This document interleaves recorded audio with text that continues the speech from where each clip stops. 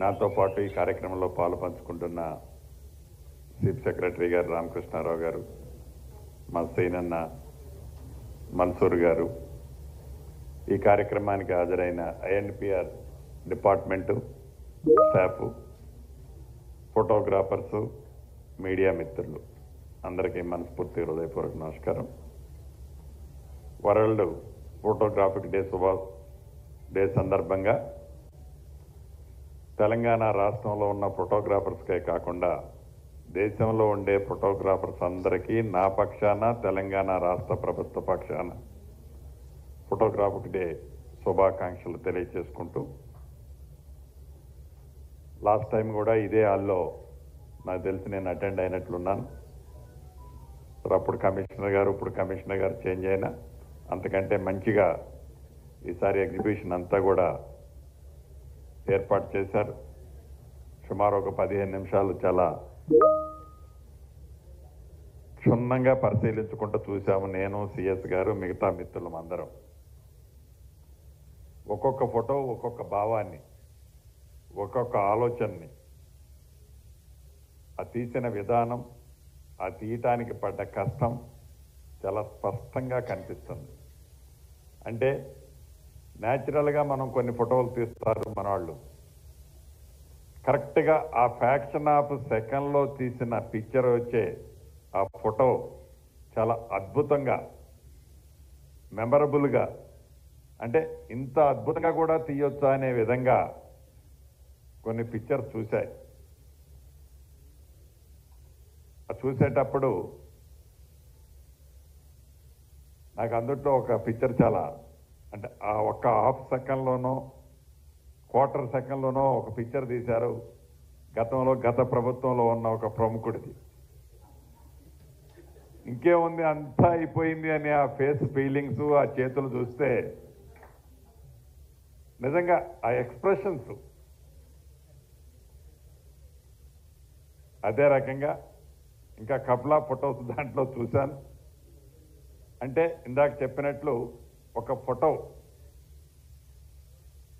కొన్ని వేల పదాలకే సమాధానమే కాదు, కొన్ని దశాబ్దాలు కాదు, కొన్ని వందల సంవత్సరాలైనా ఆ పిక్చర్ చూసిన తర్వాత ఆ పిక్చర్కి సంబంధించిన వ్యక్తులు మన మధ్య లేకపోయినా దాన్ని ఒక్కసారి మనం రీకలెక్ట్ చేసుకొని అప్పుడు ఎలా జరిగి ఉంటుంది అని ఊహించుకుంటే ఆ సాటిస్ఫాక్షను, మనకి ఆ ఆనందము వర్ణాతీతంగా ఉంటుంది. నేను ఈ మధ్య రాజీవ్ గాంధీ గారి మర్డర్ కేసుకు సంబంధించింది చూసా. ఒక 7 ఎపిసోడ్లో ఏమో ఉంటే దాంట్లో నేను చూసినప్పుడు ఫాలో అయితే ఆ కేసు మొత్తం టర్న్ తిరిగింది. ఆనాడు రియల్ స్టోరీయే కదా అది. ఒక ఫోటోగ్రాఫర్ తీసిన ఫొటోస్తో ఆ స్టోరీ మొత్తం ఎవరు ఆ మర్డర్కి కారకులయ్యారో అన్ని,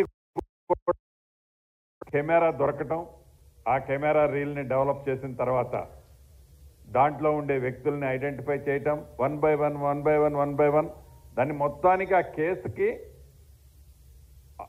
కింగ్ పిన్ ఆఫ్ కెమెరా అయింది. అంటే ఆ కెమెరా మీన్స్ ఆ ఫోటోగ్రాఫర్ తీసిన పిక్చర్స్ అయ్యాయి.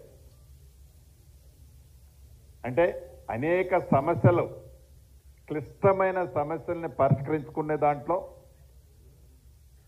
మంచి మధురమైన గడియలని, హ్యాపీ డేస్ని గుర్తు చేసుకునే దాంట్లో, ఇట్లా ప్రతి దానికి మనం ఎగ్జిబిట్ చేయలేనంత ఈ ఫోటోగ్రాఫర్ తీసే పిక్చర్తో మనం దాన్ని ఫుల్ఫిల్ చేసుకోగలుగుతాం, గ్రహించగలుగుతాం.